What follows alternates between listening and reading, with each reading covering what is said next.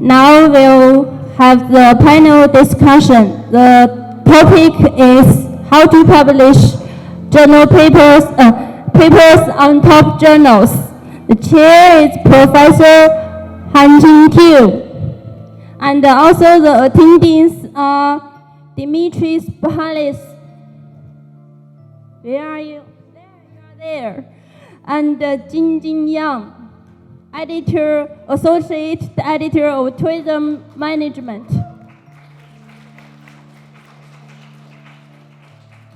Mark Scott Rosenbaum, Editor of Journal of Service Marketing. Mariana Sigala, Editor of Journal of Hospitality and Tourism Management. Perry Hobson, Editor of Journal of Vacation Marketing. One by one, so we have a very good list of the names and the pictures here. This particular session, we are supposed to share our views regarding our journal and how we are sort of like going through the process of reviewing the papers, accepting the papers, and rejecting the papers. So it's all about the paper publications.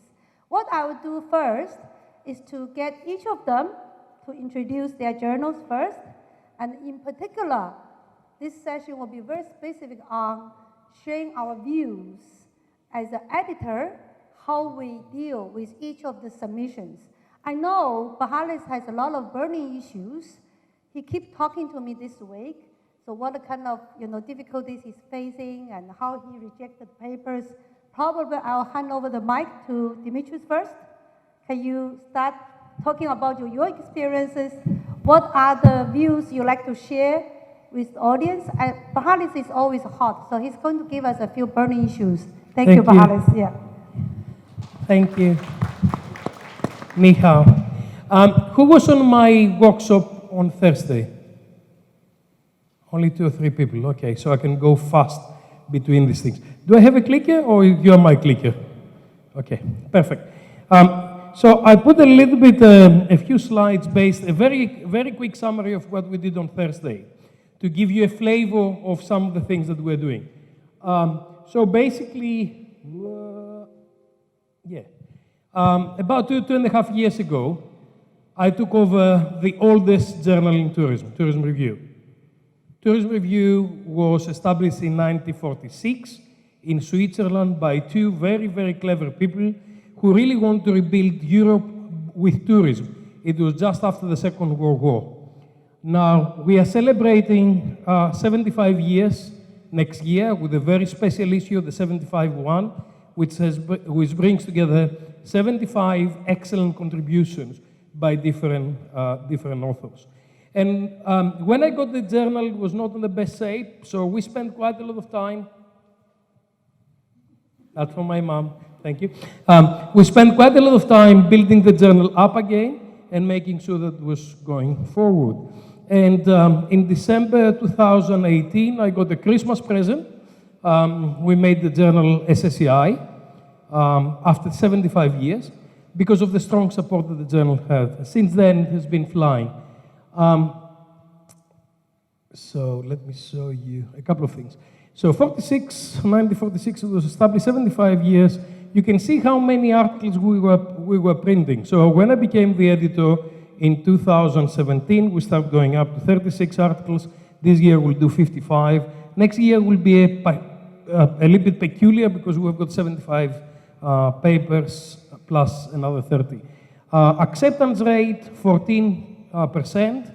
If your paper is very good, it's progressing very quickly. But what I find is that a lot of people don't understand how the system works. And the first thing that they don't understand is what is a paper? It's a good paper. Or what's a bad paper? Because if you understand that, what you send in first time round will be better. In my journal, we desk reject about 65% of the journals of the papers we get. In tourism management, it's probably bigger than that. Partly because I receive now about 550 papers per year, which if you multiply it by 3 minimum reviews that we do, We've got 1,500 reviews. If we get two or three rounds of this, I need about 4,000 reviews in a year. So I'm not going to waste a lot of my time and a lot of reviewer time. If the paper is not going to fly, we kill it from the beginning. And then about 20% of the papers are killed on the first round.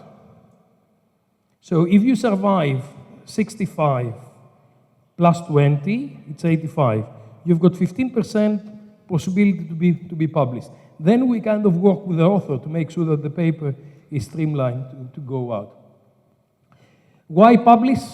This is really important, especially when I come to China. They say, I like to publish. I say, what do you like to publish? Doesn't matter, SSCI, must be SSCI. And I'm always saying, hold on a second, just think about why would you like to publish, where would you like to publish, how are you going to do it? And then, what should I publish? It must be new. If it's the same old, we are not going to be able to publish it. I'm writing a paper with some colleagues in Brazil and the US about smart tourism right now. And I said to my colleague, if we had this paper 3 years ago, it will be accepted. If we send this paper now, it will not be accepted. The reason it will not be accepted is because it's nothing new. We've said all this stuff on the previous paper. So what is new that we'd like to do? Is someone going to read this thing? Is it going to cite this thing? Is he going to ask students to download and read it? If not, the journal is going to suffer. So I don't have the space for doing this. How can you write a good paper? Innovation. Think forward. I spent a week here with Tianjin's colleagues and all his staff, talking to them about how they can improve their paper.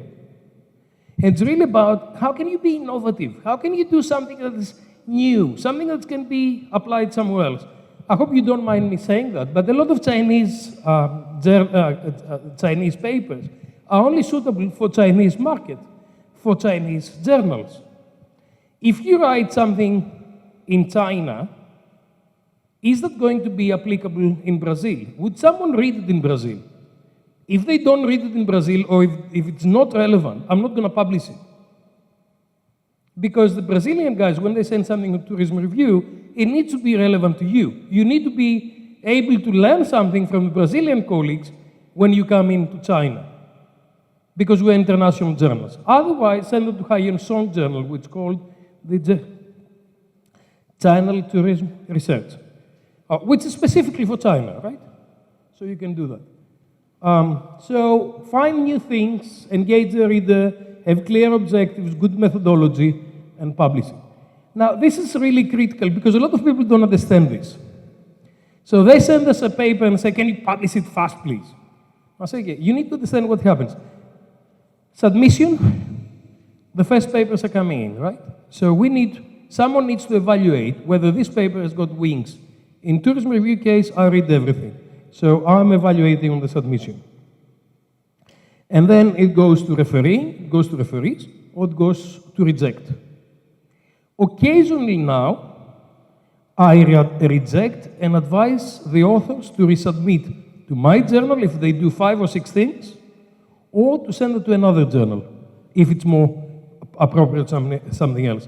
Hospitality, food papers, that they're looking into more kind of things, they say, you better send it to that. Or Chinese papers, we say, send it to a Chinese journal. Then it goes to referee. Then we send about 7 or 8 referees. And out of those, we're getting 2 or 3. And then again, when all the referees come back and they say reject, it's quite, normally we reject. But sometimes we look into why do they say, what they say, and we work with the authors. So we go to that situation where we've got revisions. Now, in Tourism Review, for the time being, we've got 3 to 4 revisions. That's the normal before it gets accepted. It's unusual. So the most usual thing, you're going to have major revision, minor revision. I'm willing to accept the paper if you do 1, 2, 3, 4 things, accept. So that takes 5 or 6 stages. This is how it, and most of the good journals, they're going on that kind of situation. Then you've got acceptance, and then you've got to do a couple of things. One is to start promoting your paper to the people that they'll use it. And the second thing is start the next paper, if you haven't started before. It looks like that, really. All the reviewers are waiting for you to kill your paper. And you somehow, you need to be very, very clever to go through and get accepted. And sometimes that takes some time. So this paper was received in 14 June 1995. It was accepted on the 8th of May 2006.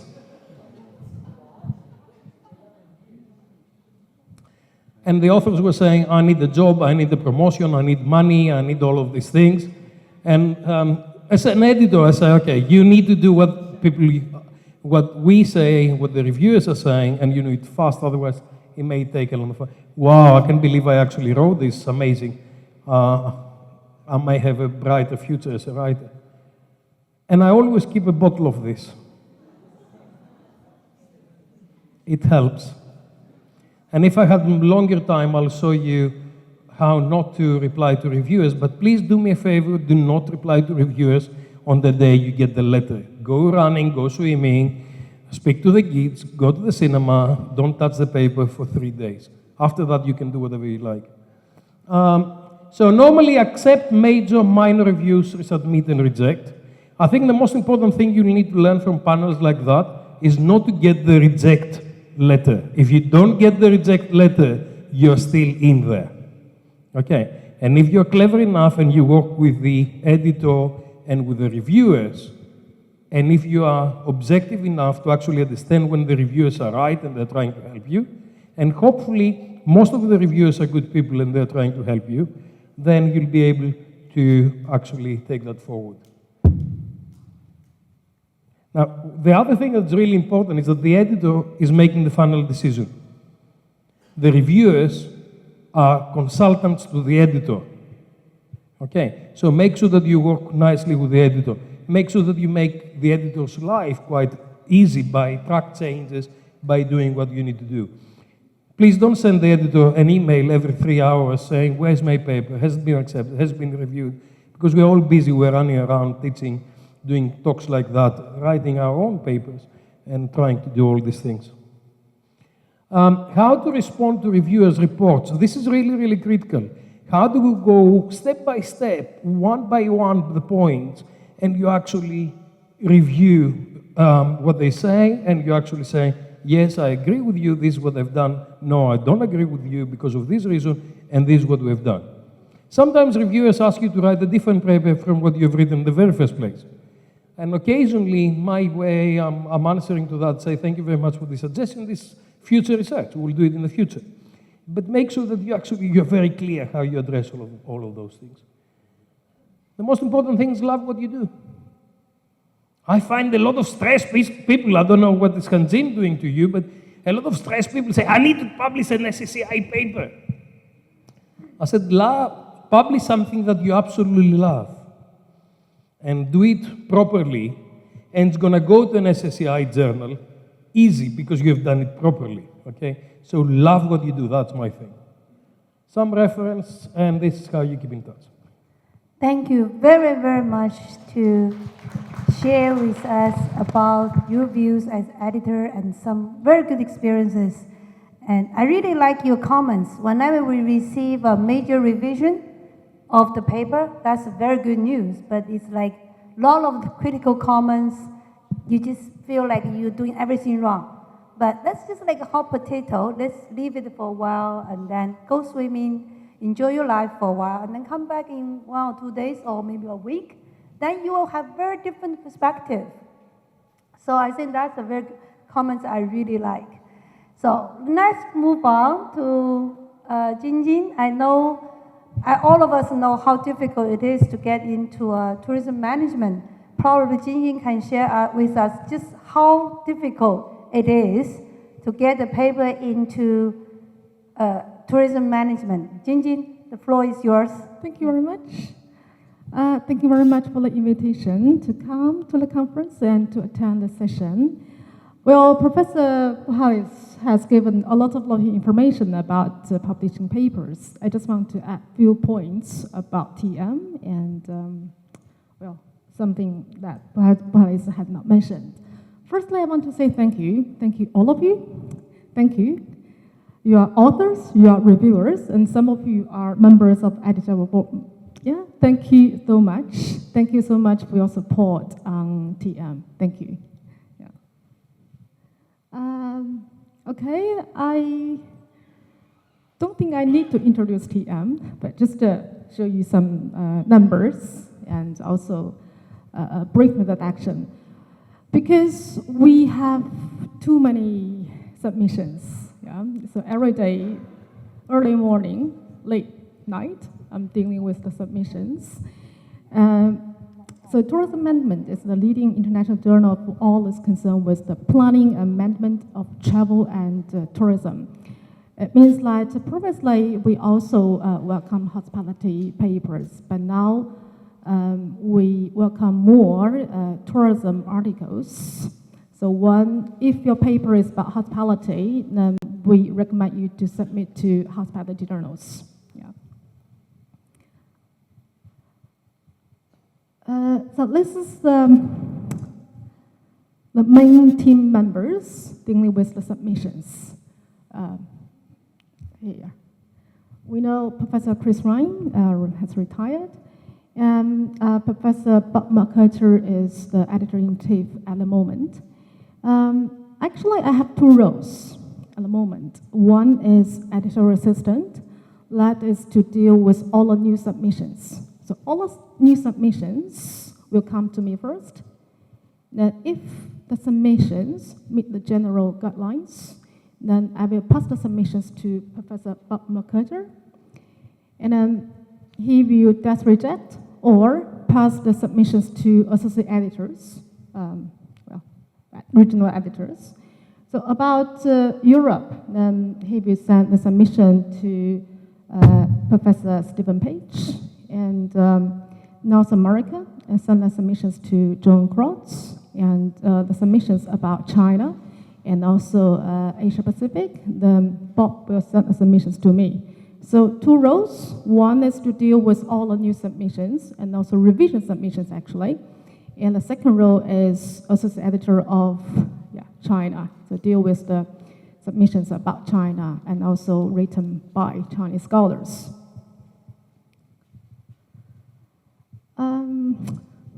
Just want to address.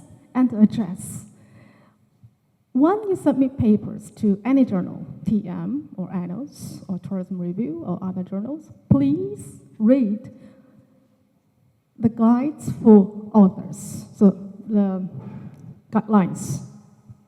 It's really important because, you know, a lot of questions you have, maybe you can find the answer in the guidance.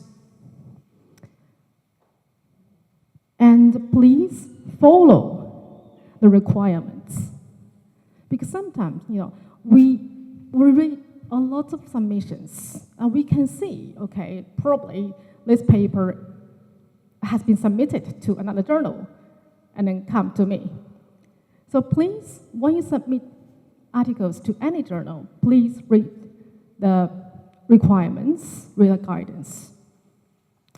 And for TM, if you can't find the answers, then you can check the website and find the Journal Article Publishing Support Center. So you find the answers for authors, for editors, and also for reviewers. Then you find probably your questions have already been asked by other people and been answered. And also, please be patient. You know, I deal with not only the submissions, but also the questions from reviewers and also from authors. Some author, okay, just submit the submission a week and ask when can get the feedback, when can I get the decision. So please be patient because you are author, okay? I understand that you want the paper feedback received as soon as possible. But think about that you're also a reviewer. When you review a paper, okay, do you review it in a week or 2 weeks or 3 weeks? So Thank you. Any questions? Later, I will be answer. Yeah. Well, thank you very much. I think you didn't answer my question. How difficult? It seems like now it's very difficult to get through the TM, just probably to the review process. Very high test rejection rate. I'm sure the audience want to know. Okay. The reception rate 10%. Oh, 10% only. 10%. Yeah. How many papers you received a year? I used to remember. No. No, 10% acceptance. Acceptance. I remember Yeah. Chris used to share with me it's about 800 submissions a year, right? What is the submission number? 800? Not 100, okay? Thousands now. Not 100. You just guess. Guess, how many submissions a year? No. 1,000? Continue. Up. Oh, wow. So, Up. 1,500? 2,000? Still. Oh, my God. So now you can tell us the answer. What is the... Over 2,000. Over 2,000. Over So 2,000. 10 acceptance rate.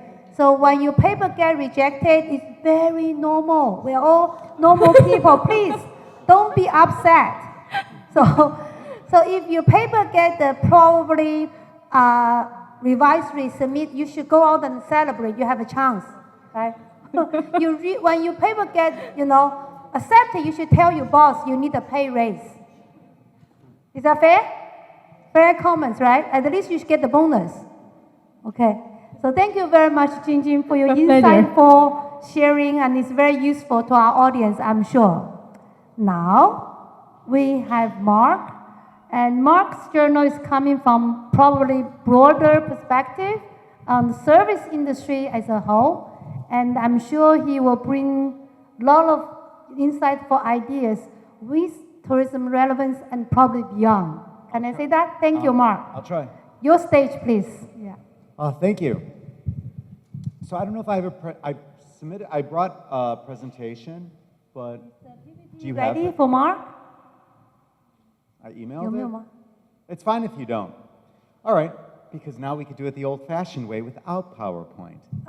All right, so I'll talk about the Journal of Services Marketing, but I'm not going to talk about the journal of rejection rates. Let's just talk about how to get published. And one of the key things that we look for, at least I look for, is why do I have this paper? So my day begins at, let's say, 5 o'clock in the morning. I wake up, have a cup of coffee. Then it's 5:30 in the morning. I log into Manuscript Central, and I'll see 3 or 4 papers, okay? And this is every day. The first thing that I do is I'll look at the paper title, and then I'll click View Submission, but first thing I do is I look at the letter to the editor. I want to know, why do I have this paper? Most authors do not understand the importance of that cover letter, because I read it. Now, I'm going to ask, why do I have this? Why do I have this article? And then, what am I looking for in the letter? Well, I'll give you the advice that I was given as a PhD student 20 years ago at Arizona State. Make sure that you link it to a research priority. Your research, especially in marketing and in services marketing, should be linked to a research priority. Where do you get the research priorities? Marketing Science Institute, MSI.org, lists every 2 years a set of research priorities. Journal of Services Research lists research priorities every 5 years. At Journal of Services Marketing, I'm a co-editor with Rebecca Russell Bennett. Rebecca and I develop a list of priorities.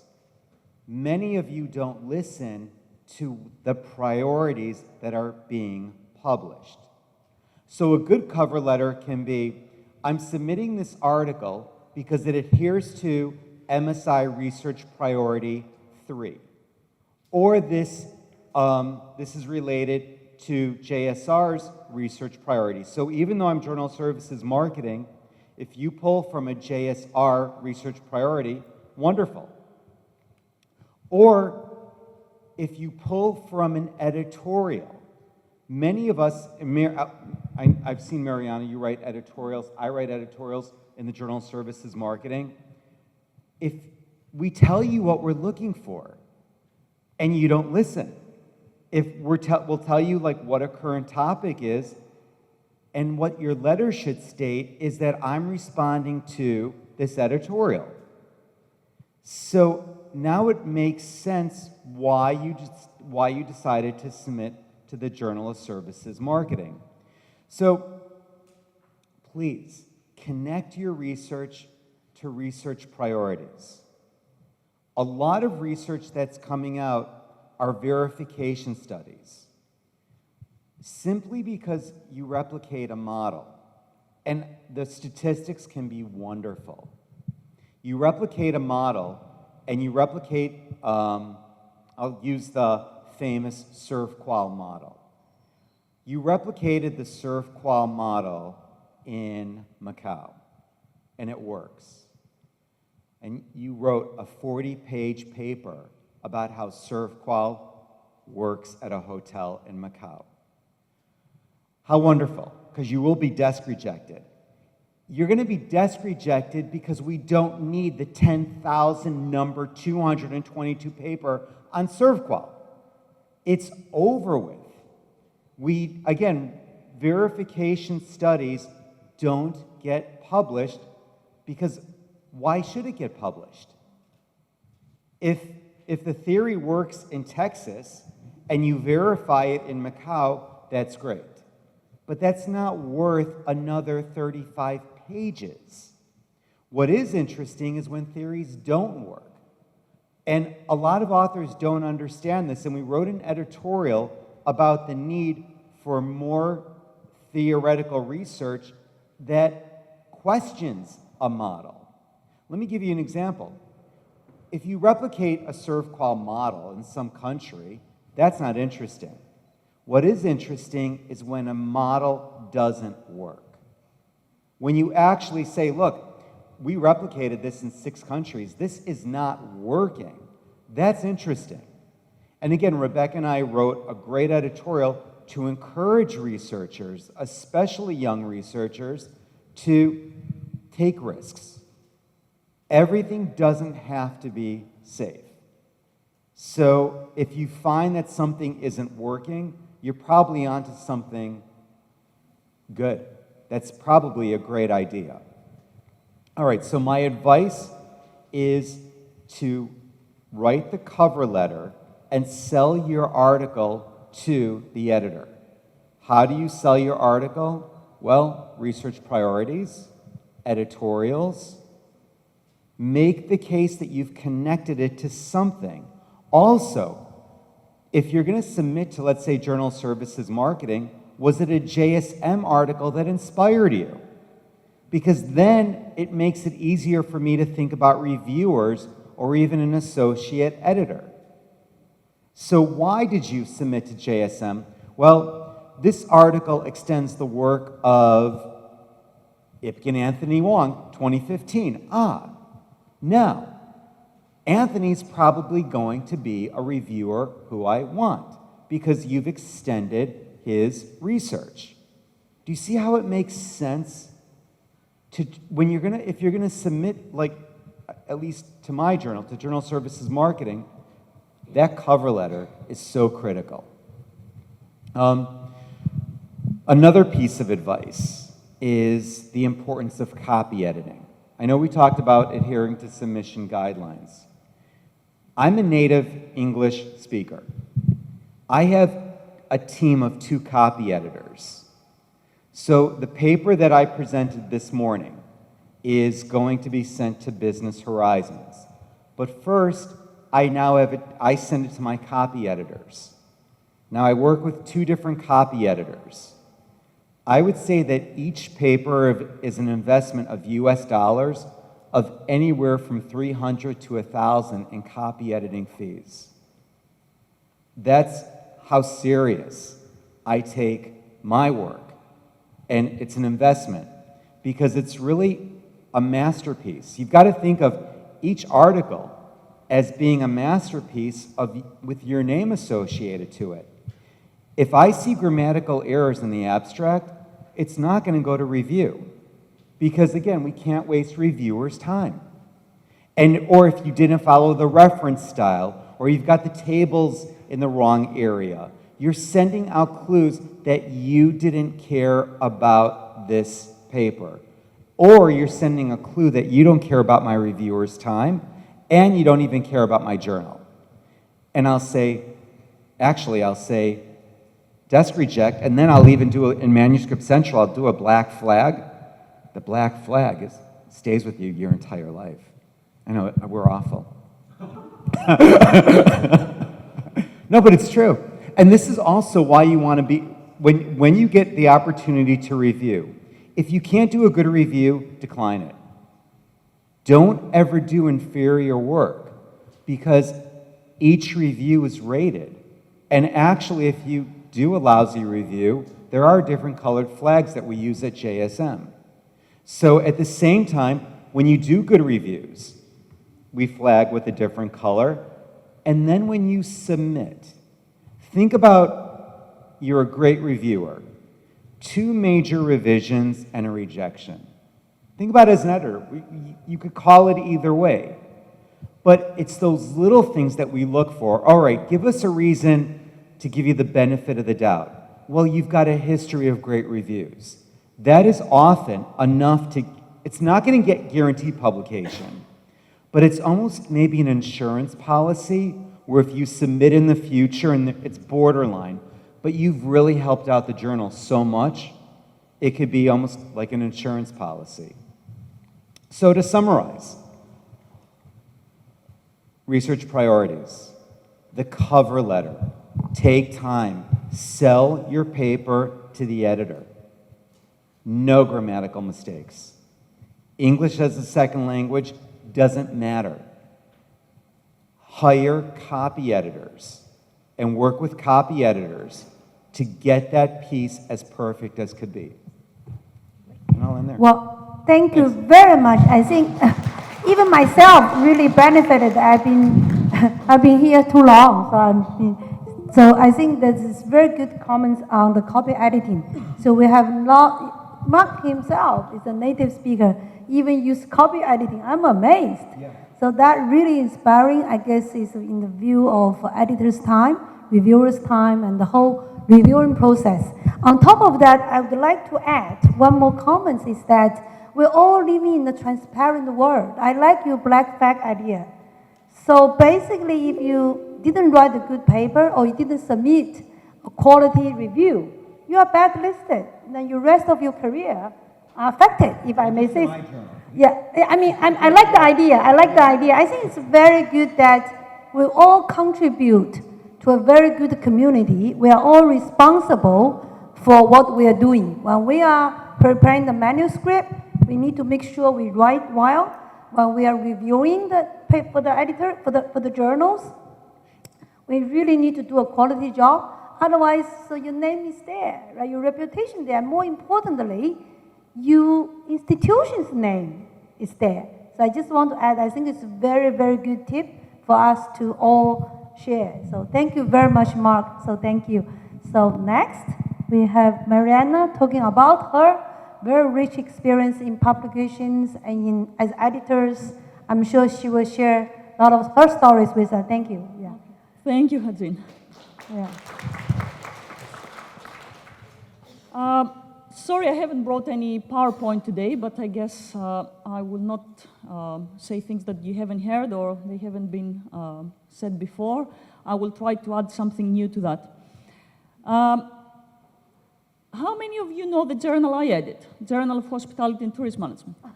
Wow, popular. Oh, not that many though. Anyway. Well, if you need to publish in my journal, apart from knowing the title, and this applies to all journals as well, is get to know the journal.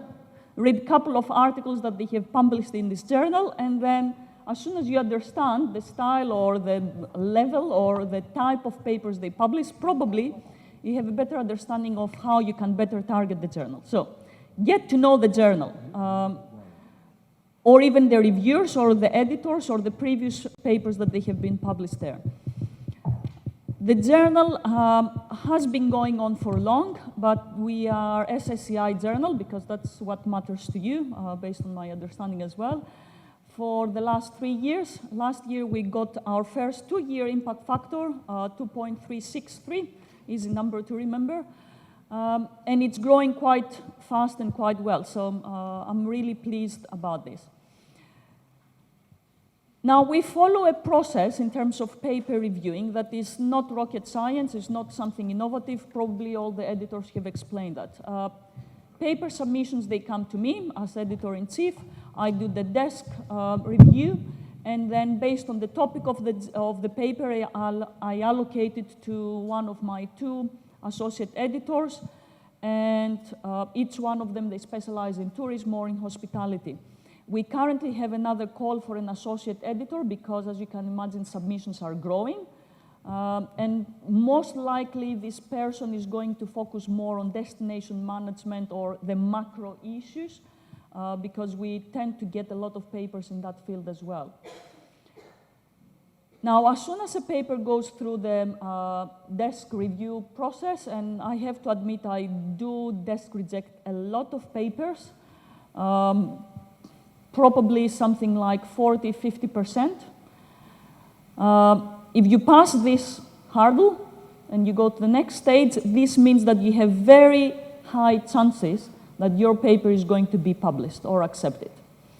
And the reason is because the papers that they go through the desk review process, it means 2 things. First of all, the idea is good. I won't say innovative, it's good. It has a good story to say, or it can sell. And secondly, there is evidence in the paper that the author is willing, or it has the capabilities to improve the paper or address whatever limitations or problems are in the paper to make it at a level to be published. Now, if a paper will get rejected after the desk review process, I would say more of the times is due to an author issue rather than a reviewer, meaning you didn't pay attention to the comments, you didn't want to address them, you were really stubborn in terms of that's what you want to do, that's what you want to publish, rather than listening to us, what we are telling you, or you haven't done your homework.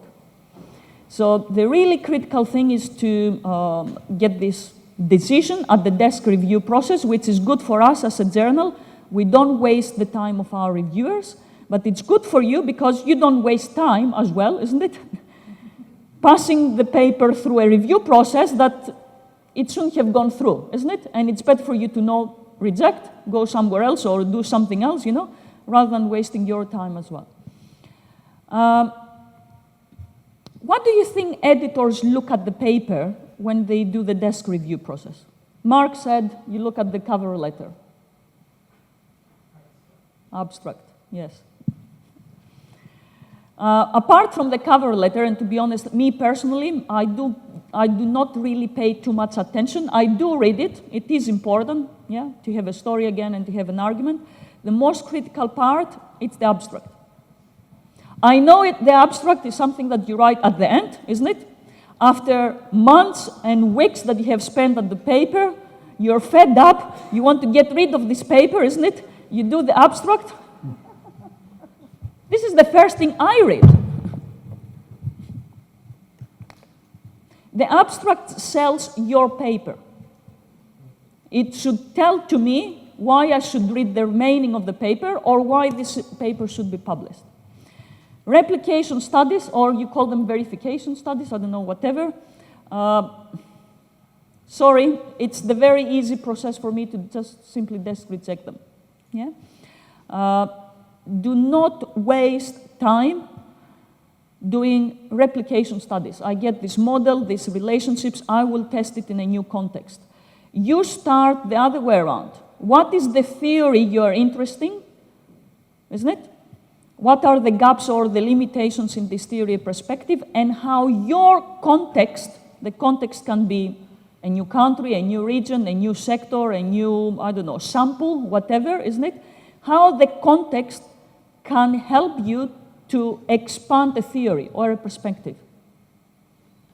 The context is just the test bed whereby you try to see whether theories work or they don't work or how you can expand them. Theory is number one, perspective, whatever you might call it. Context is the place where it helps you collect data to expand the theory. Yeah? Now, try to reflect this in the abstract, because this can tell a good story for me to be motivated to read the remaining of the paper, isn't it? To judge whether to pass it through to the review process or not. What do you think is the second thing that editors look at after they read the abstract? Who wrote the paper? Actually, personally, me, I don't even look at that. I do look at it, but it's not an issue that bothers me. Not the name of authors, not the country of the paper, or where the paper has collected data. I look at the abstract, and where do you think I go next? References? Conclusions. Well, probably not conclusions. I'm looking for the sections that says contribution to theory, contribution to practice. It can be in the conclusions or whatever. So I read the abstract. I look at the introduction very vertically. I don't even read it thoroughly. I never read literature review. I would assume it's good, or this is the job of the reviewers to make sure that the appropriate, isn't it, references and citations or theories are there. I go immediately to pay more thorough attention to what they claim they have contributed to the theory and how they have expanded and how they help the industry to do something better. Yeah? A paper can be really very well written, very good language, copy editors, isn't it? Very thorough literature review, but nothing to say. Yeah? So, pay really very good attention to the abstract. Yeah? It can totally demotivate somebody to read the whole paper if it doesn't say why I have to read it or why I have to publish it, because journals are looking for papers that they're going to be read and cited.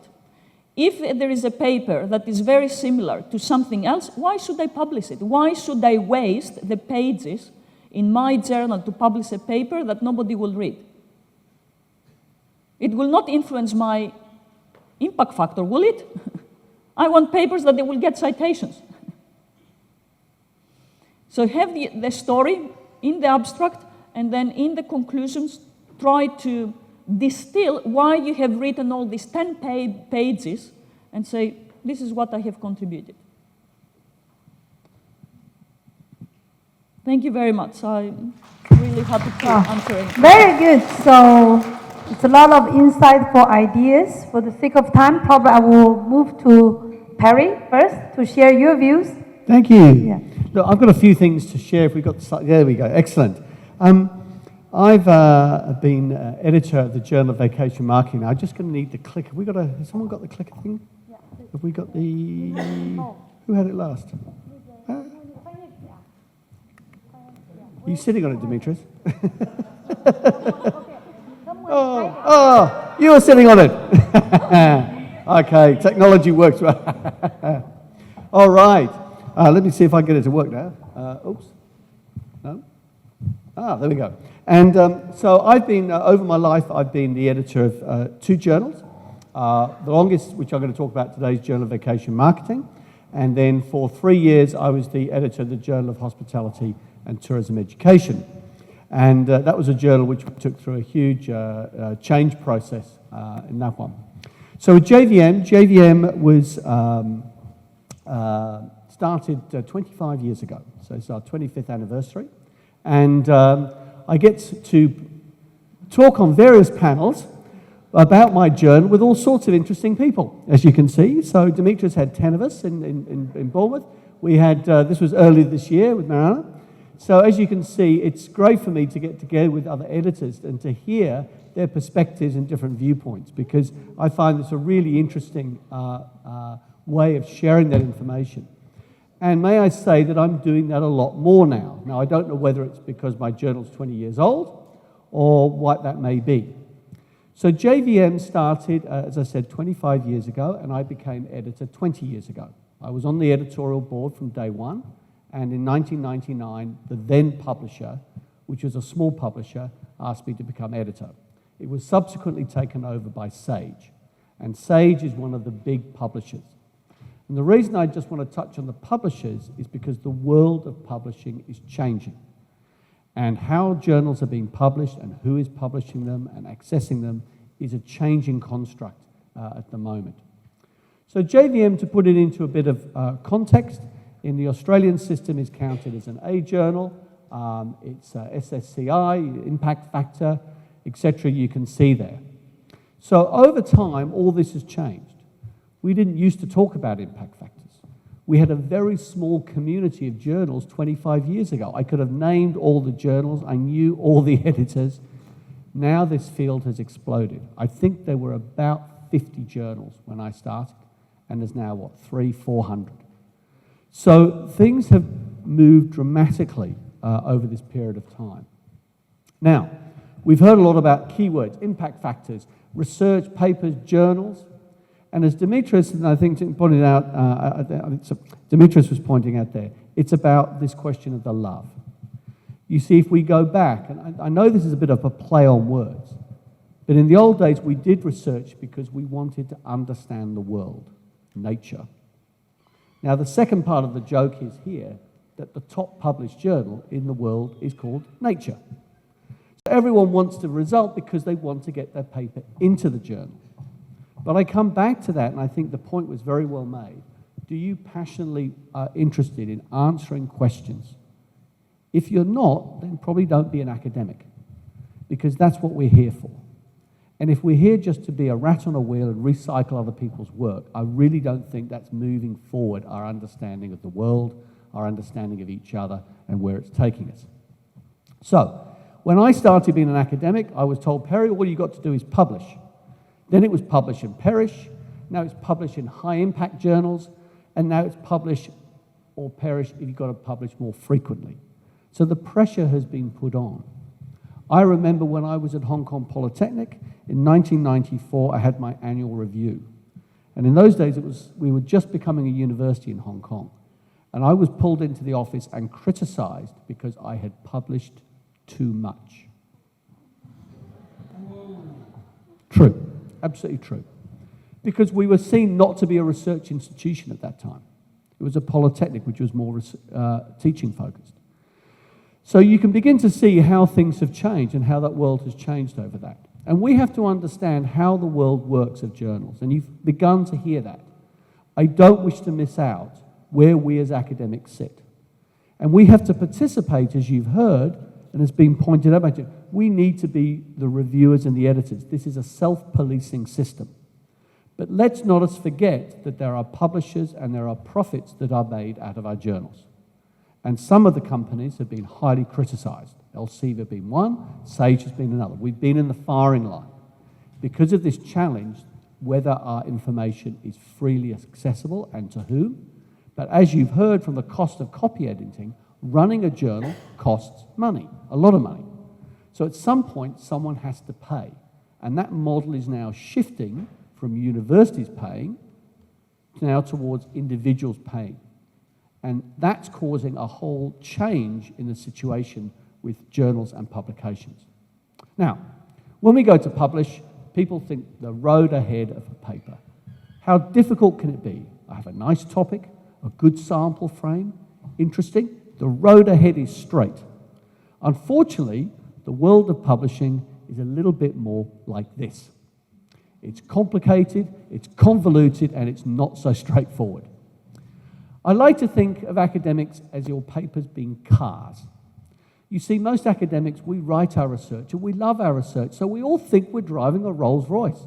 My research is wonderful. It's got a good methodology, nice sample frame, fantastic. I've got a Rolls Royce paper. Other people tell me, no, I'm doing something that's cutting edge. It's really fast. I've done a recent study, it's latest. That's you. I have other people who think, no, I've done mixed methods. I have a hybrid. I've got qualitative and quantitative.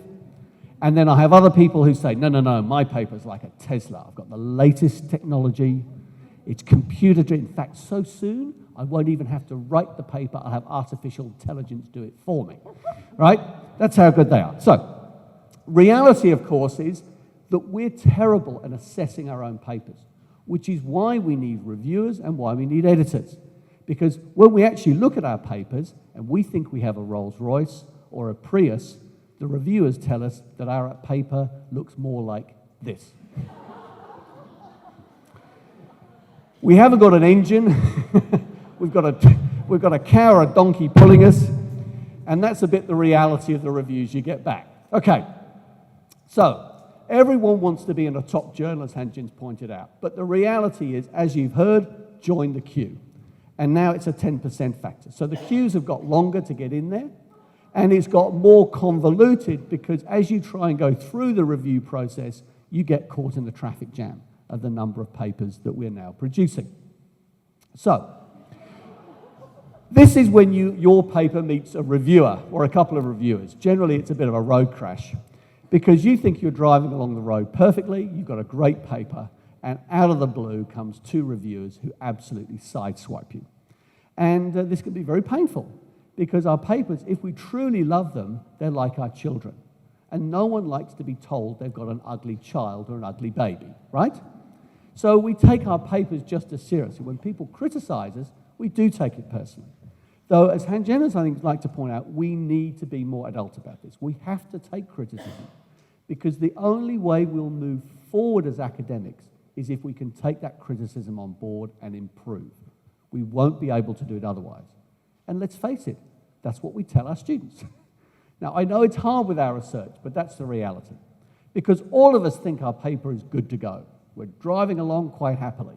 The reality is our reviewers tend to think it's got some problems. And we then have to, as you've heard, rewrite it. And then the problem is, how do we fix it up and resubmit it either to that journal or to another journal? So it's like that movie, Live, Repeat, Die. You can publish or perish at any point. It can be, as Marianne said, desk rejected. Because you haven't written the cover letter and explained why it is, you may have read the abstract. Though interestingly, everyone has said something different because I don't look so much at the cover letter. I'm not so focused on the abstract. My big beef is the title. And why is it that academics can't write titles to papers? I've had some papers where the title's been longer than the abstract. I'm like, oh, for heaven's sake, what do you need to put in a title to get someone's attention? So I look at that because I'm looking clearly at that to see whether someone can succinctly, in a few words, grasp the nettle about what the paper's about. And then I look at the other things. But to me, title's very important because if you have to have a 6-line title, you obviously don't know what you're only talking about. Now, here's the joys of being an editor, and I'll just share a couple of these because I just want to show you what happens. This is a review I got in. And it says, look, in my assessment, does not make a sufficiently large contribution to knowledge to warrant journal publication. Ooh, ouch. Okay? Then I get this one. I really like this paper. This is a short one, okay? Although the author could have added further to review, blah, blah, blah, thus I accept the author's writings and recommendations. No further changes. Wow, that's pretty good, isn't it, compared to the first one? Here's the problem. The problem is, it's about exactly the same paper. So the reality that us as editors have is this reality. We have reviewers who come back and they see our papers very differently. They may be somewhere in between, and of course we have papers like that too. So our challenge is often about how the reviewers come back and how we select, and as you've heard today, the quality of our reviewers is imperative and very important to what we're able to do as journals. And I could show a number of these different papers and so forth because I get the same thing again. This paper was a joy to read. It was well written. Wow, fantastic. Next one, oops, the paper examines existing knowledge and new content, does not contribute anything. And what do I get? I get an accept and reject. So again, this is what we end up dealing with. And this is challenging for us. So I think we've got a lot of, as editors, we are constantly looking for good reviewers because it is a community of practice. And if we don't contribute, and my big complaint at the moment is I'm struggling to get reviewers. And my sort of theory on this is that there's been so much pressure for people to publish, they're not willing to put the time in to do the reviews. And so this is a challenge, and I'm only getting a percentage that you've heard today. I get about 250, maybe 300, 250 sort of papers a year. I've increased the number of desk rejects, I'll be honest, which was not how I started being an editor. I saw my role in my early days as being much more encouraging. I'm that sort of person.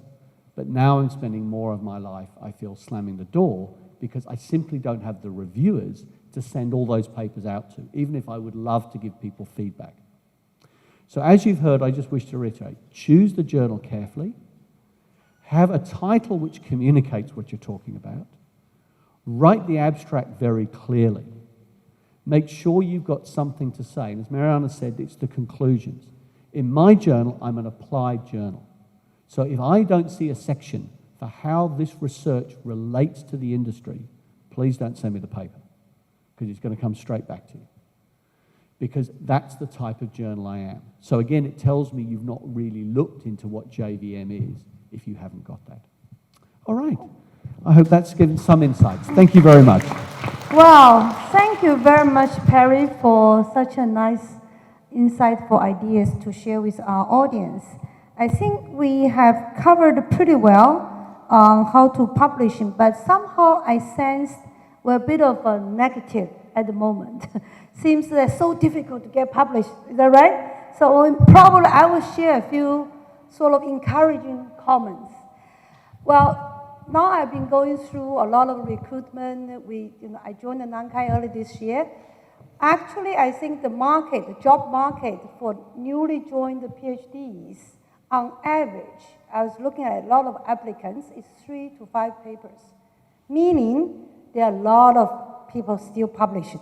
Even though the traffic was very, very crowded, even though we're all racing, try to be on that top journal of less than 10%. But I want to share with the audience, it is still possible. You can still, each one of you can still publish in top journals. So is that okay? So that is from my point of view to summarize what the audience have just shared with all of you. Now I'm changing my role as editor. So I'm editing this journal, and actually I succeeded from Professor Q, who was the editor of this journal, through the international recruitment. So there were 5 people applying for the job. So I'm very glad that I was the one chosen eventually through a global search. This journal is relatively, not as competitive as others, but we are in the emerging SSCI. I want to share with you, if you submit your papers to my journal, maybe by the time you get revised or accepted eventually, we still not that easy to publish. By the time you publish your paper, probably it is already SSCI. Let's just hope so.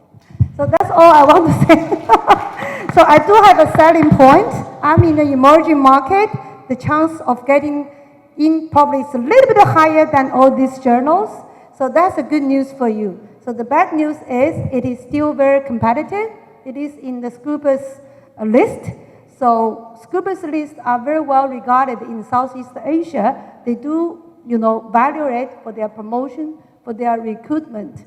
So at the very last, I'd like to share with you as an author what I went through for my career. I have my ex-colleagues here, I have my students here, ex-students, they're all, faculties now. To me, all my lifetime, I've been in the field for 30-some years already. I published my first paper in 1995 as a part of my MA dissertation in Journal of Travel Research. I have never get the street acceptance. All my lifetime, I only know 2 R's: revise, resubmit. Okay, so I'd like to encourage each one of you as an author, please keep going. The journey is very long, but you will get there eventually.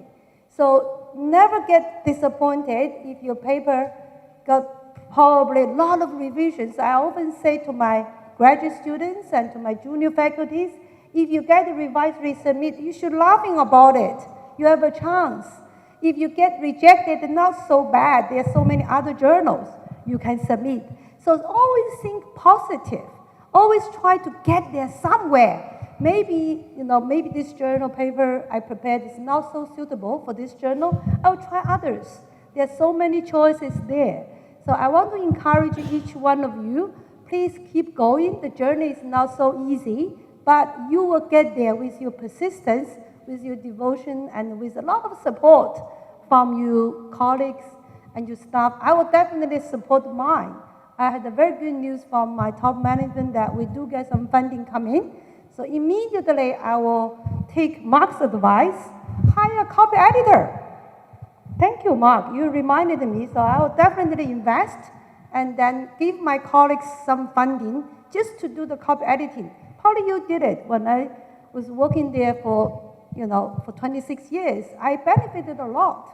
It just reminded me we should do the same, particularly, in China, we're all not, native speakers. So Charles, you have good news. We're going to invest heavily on copy editing and improve the quality writing. So we will get ourselves ready.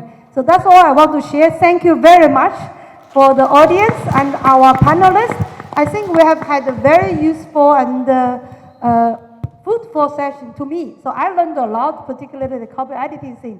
I'll definitely do it. Thank you. Yeah, thank you very much. Yeah, thank you. Oh, sorry. Yes. Any questions for our panelists? This is my 5th speech already today. So I've been in 3 conferences today, starting from this morning, 7:30 meeting, until now, I'm still talking. Anyway, sorry, I forgot the Q&A session. So, no, I'm not tired, I'm okay. So sorry, thank you for reminding me. Any questions and audience? Now you get to probably wanted to get in so badly, so it's a great opportunity to get to know them better. So any Q&As? Questions and comments? Yeah. Yes, oh, please. Yeah. Do we have a speaker? Yes.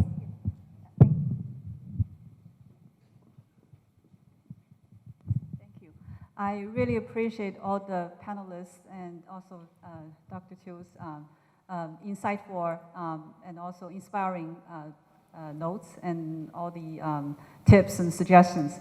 I have a quick question for all the editors. You are all editors. So I sometimes when I receive the reviews, the reviewers' comments, I can see that among the 3 reviewers, I have maybe 2 reviewers saying that this is a major revision, revise and resubmit. Another reviewer may say reject. And sometimes I have the chance to revise and resubmit. Sometimes I would be rejected by the editor. So I just would like to ask, what's the insider story about your decision making? Thank you. Well, I have some other slides there to show exactly those sorts of issues. Look, I found this is very complicated, and I think it was touched on earlier when you look back and to see who the reviewers were and a little bit about their track record. So to be fair, I do have some reviewers who I know are a little bit soft than other ones. So I will look at that and see. So if the reject person, I have some people I think who will reject everything. So I know I've got some real hard ball-buster types on my editorial board, and I select them when I've got certain papers. So I look at that, and I will look and then look at the paper myself to see where I feel it falls. So if I've got a rejection, normally I use 2 reviewers, and this has been because of my challenge of finding enough reviewers. So I will sometimes go to a 3rd reviewer where I've got that, and particularly if I've got one that's the complete opposite end of the spectrum, where I've got 1 accept and 1 reject, because that to me is a bit of an alarm bell. But when it's the fine line of a revision rejection, I'll look at it myself, I'll look at the background of the reviewers I've got to see where they sit on it, And if I'm not comfortable, now it depends if it's a paper I feel I know something about myself, but it may be a topic and a bit of marketing that I just go, whoa, this is, you know, it may be an argument over statistics or something like that, then I will send it out to another board member of mine and say, look, this is my situation.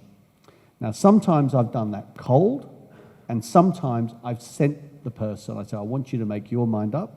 Will you look at the paper? Yes. And then I'll also send them the 2 other blind reviews.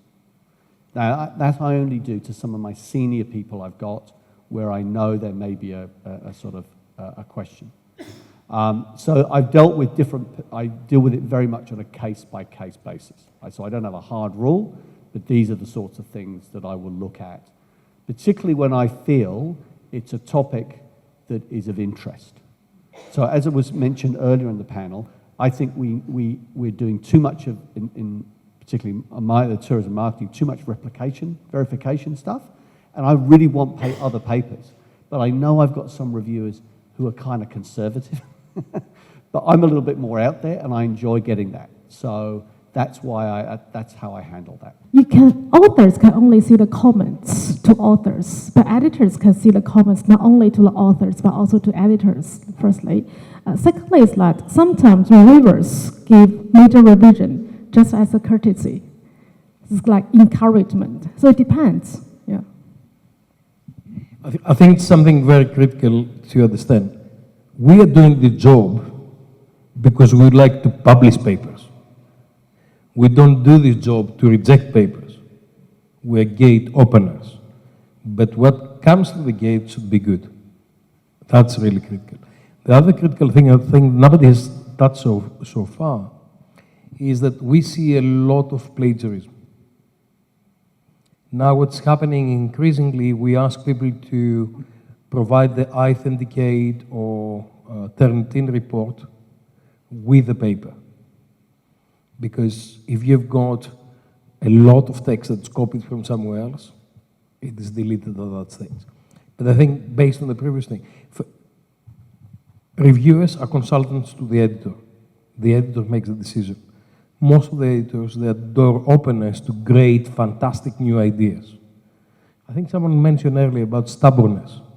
I've seen a lot of papers in the last few weeks where the author says, this is, you know, what Perry was saying, this is my Lamborghini, you know, you need to publish this. And we keep saying, it's not going to get published. And said, how dare you? I said, okay, fine, whatever. So it's really about understanding what the journals look for.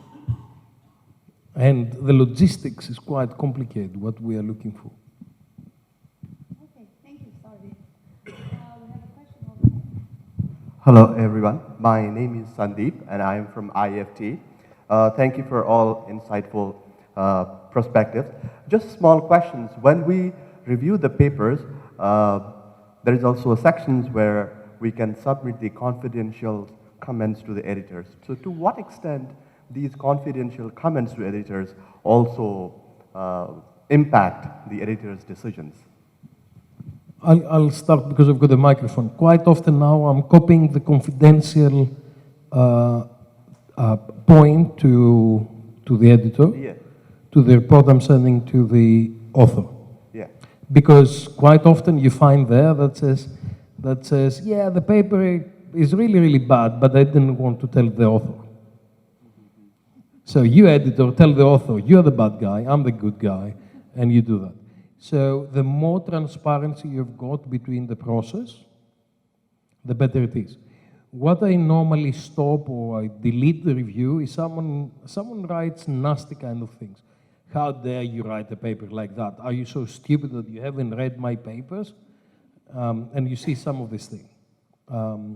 Those things I'm deleting because I de-emotionalize what it is. But sometimes I'm taking the confidential text and I'm giving that to the reviewing process so the author can understand how they can improve the paper based on the real information, the real judgment that the reviewer is doing.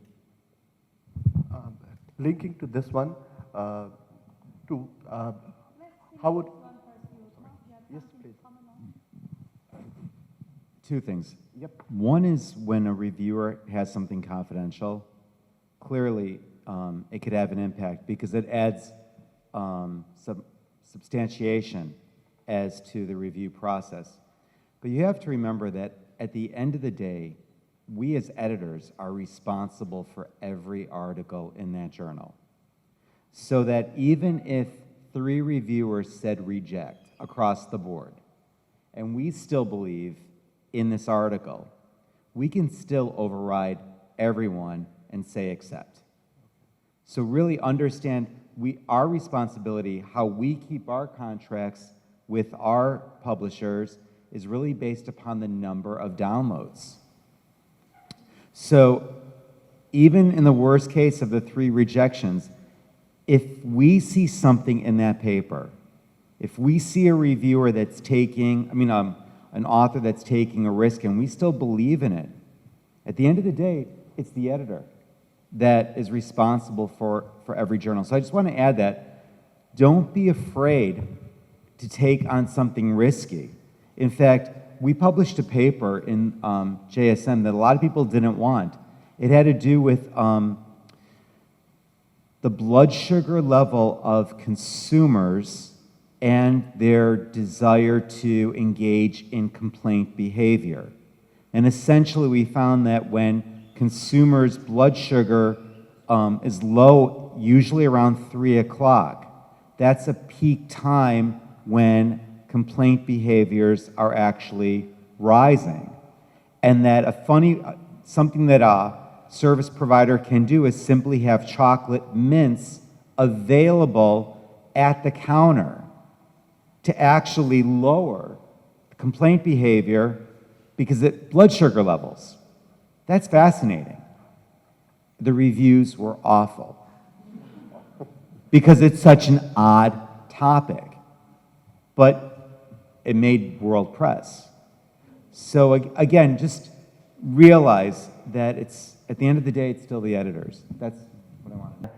How we can get the results, the findings shared by a broader audience. That's one question. Another question is about the citation or impact factors. The other day I brought up the topic with Professor Puhalis, like when I read the papers, I realized, when we calculate the impact factor, we calculate whether the paper is cited or not. If it's cited, it's calculated. But I think we not only need to care about whether it's cited or not, we need to care about how it's cited. So sometimes I read the papers, I do realize it's just a citation and didn't even cite the core arguments. I just want to know, as editors, like you have any thoughts about this issue, I think. Thank you. So probably we'll start the second one about impact factor. You want to go first? You want to do the first one? Yeah. Okay, yeah. So why don't you go for the first one? Okay. Look, I touched on this issue as I was speaking about the changing world of publishing.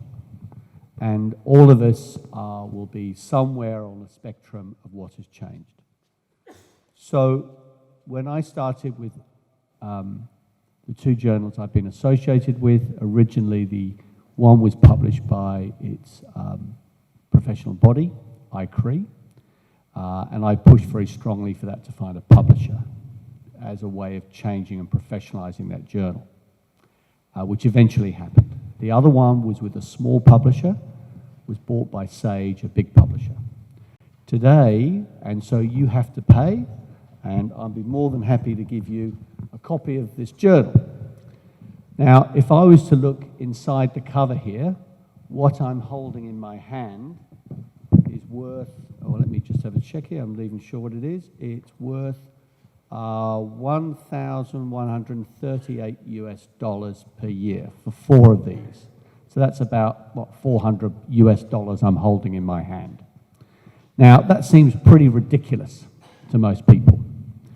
But the reality of the situation is that I have a publication team, as you've heard, with copy editors. They're on holiday because my team's in India, so Diwali at the moment, they're on holiday right now. I have an editorial assistant, and I get a small honorarium myself for doing the journal. Now, as the world of technology changed, we saw more journals be able to become open access. And many governments wanted their publishing, their research to become open access. So in my case, for my journal, you do not have to pay to go into my journal. But your library of your university has to pay to access it, which means people outside this room, real people, are not going to be able to get to my journal or many other journals. An open access journal, they can, because you pay. So you will get a bill for 750,000 US dollars, whatever it is. We charge about 660 euros if you want it to become open access. So even traditional journals are now becoming hybrid. You've got two models. Now, the great news of open access is that everyone can access it. The downside of that is that academics have to pay, and academics from some countries will struggle. Because if you're talking an academic from Africa, in a poor developing, 1,000 US dollars to send a check to me, that's their 2 months salary gone. So the headache of the closed access is it's very difficult for those people, those colleagues of ours, to be able to access research. So often I get papers bounced from developing countries because the criticism from my reviewers is they haven't accessed the latest research. Well, these poor guys can't. Their university cannot afford to buy the database that Elsevier and Sage are in there. So the problem is they go online where they find the open access journals, some of which are good, but the problem is there are also fake and predatory access journals who will publish anything. And I mean anything. And the reality is, therefore, how do you ascertain which information is real and which information is literally could be made up? And that's the problem of the world we've walked into at the moment. So the challenge now is we have lists of fake journals under Beale's list. And for a lot of young academics, you've got to be very careful because a lot of these journals will have very similar names. And they will still make you pay $1,000, $2,000 to publish in them. And this is the challenging world that we now sit in. So we're at a crossroads at the moment. And as a community of practice, not just at hospitality, but it's more pressing in the medical area because there you've got fake information about cancer treatments and this, that coming out. We're not in the life and death business generally. These guys are. So we sit at a point in time where many universities are pushing back. So I think Elsevier got recently caught with the University of California system, has refused to take on Elsevier Sage and said, you're making too much money out of us. We will not buy your databases anymore. So what is going to happen, I can't predict in terms of where this is going at the moment. But the future of publishing will undoubtedly evolve and change. It's in a process at the moment. And that's the current reality of where journals sit at. And it's a plugin for ResearchGate because most authors are putting their work on ResearchGate. Now, even though many top journals do not allow authors to post the original, most journals allow authors to publish doing good research. Use ResearchGate. We've got something that's called green publishing, which is most of the universities are going to do that. They're publishing the last version. And some of us were putting things on ResearchGate or academia, one of the two. And I get endless requests from people around the world and say, dear professor, I'm a poor student in this place, can you please send me your article? Of course I'll send the article. Okay, if you ask someone, you send that. The other thing is Google Scholar. Google Scholar, and I know that in China you don't have, but Google Scholar will actually find you who has got the article, because someone has done something fairly illegal and uploaded the article somewhere. So I know that my article, one of my most cited articles, I can see 12 different versions of it in all kinds of things. And I think I tolerate that, and the publisher is tolerating that, because that's why it's good for 1,000 citations, because some people can actually find it. Okay, so I have to say that, because I keep saying that to people that they don't believe. When I was a student, if I want to get access to a paper, I need to go from the Greek island of Chios on a boat for 12 hours to get to Athens to try to find a book or the journal in one of the libraries. Now, in 12 seconds, you've got everything on your screen. So we've got access. Okay. So very good. So I think probably we have answered most of the questions. If not, I think we still have dinner. You can continue talking to our editors. I'm sure they will be very happy to share with you. Once again, thank you, ladies and gentlemen, for your contribution. For our editors, great job. Thank you. Let's take a good photo. Yeah.